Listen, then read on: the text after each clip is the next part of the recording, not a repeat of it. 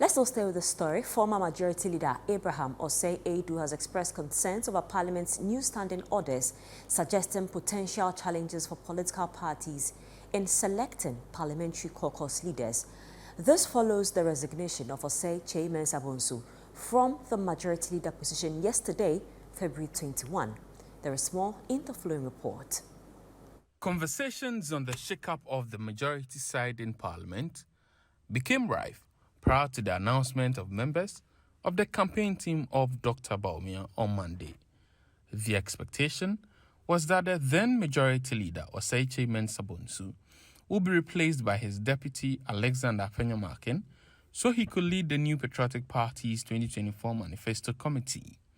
But the anticipated announcement on Monday at the National Council meeting did not materialize because the issue was not discussed. According to Citi news sources, some MPs who were present at the meeting objected to the idea. Some members of the Majority Caucus, led by First Deputy Speaker Joseph Osei Owusu, addressed the press, denying reports of possible engagements to change the leadership of the party in Parliament.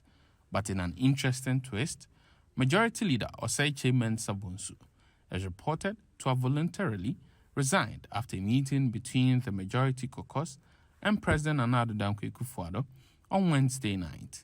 Subsequent to this, the communications team of Dr. Bawumia's campaign released a statement announcing Osei Sabonsu as chair of the Manifesto Committee.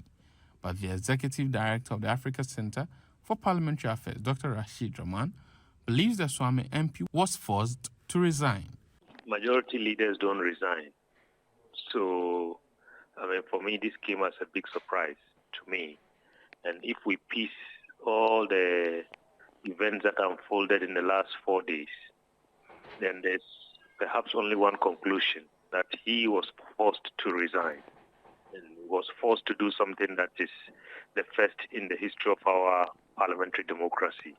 Meanwhile, the communications director of Bawumia's campaign, Dennis Miracle Sabuaji, has rejected the claim that Osei Sabonsu was forced to resign. What is transpiring is that Honorable Osei Sabonsu has resigned from his position, and he never stated that he is resigning so he can come and take up the responsibility of a manifesto committee. I haven't seen him or heard him say that anywhere. So every other thing you are building is just your conspiracy theories and on rumors that you cannot substantiate anyway.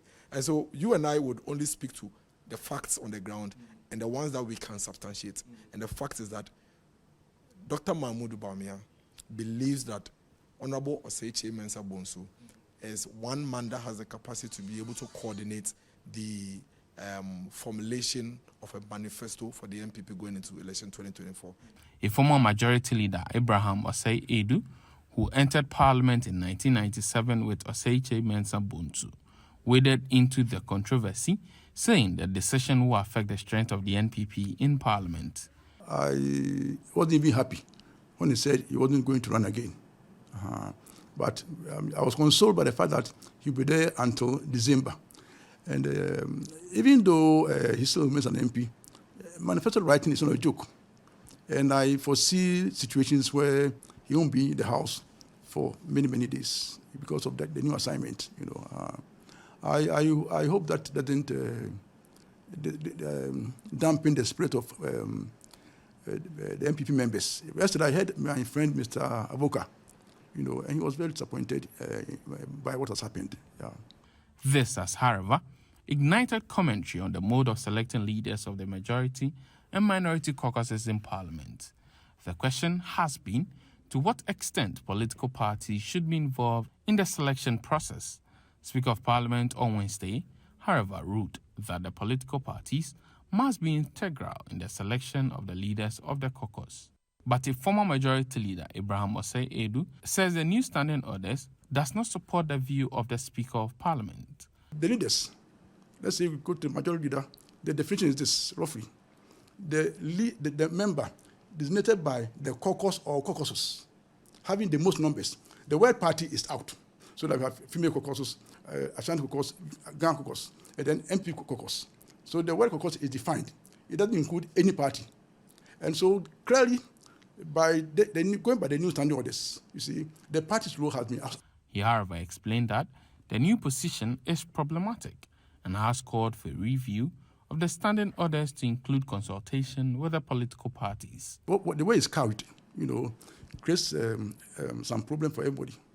Like you said earlier, you can imagine some parliamentary caucus choosing a leader without consulting the party outside the party. You see, for instance, the majority leader has always also been a cabinet minister, as a minister for parliamentary affairs, which is an elevation of that member by the president.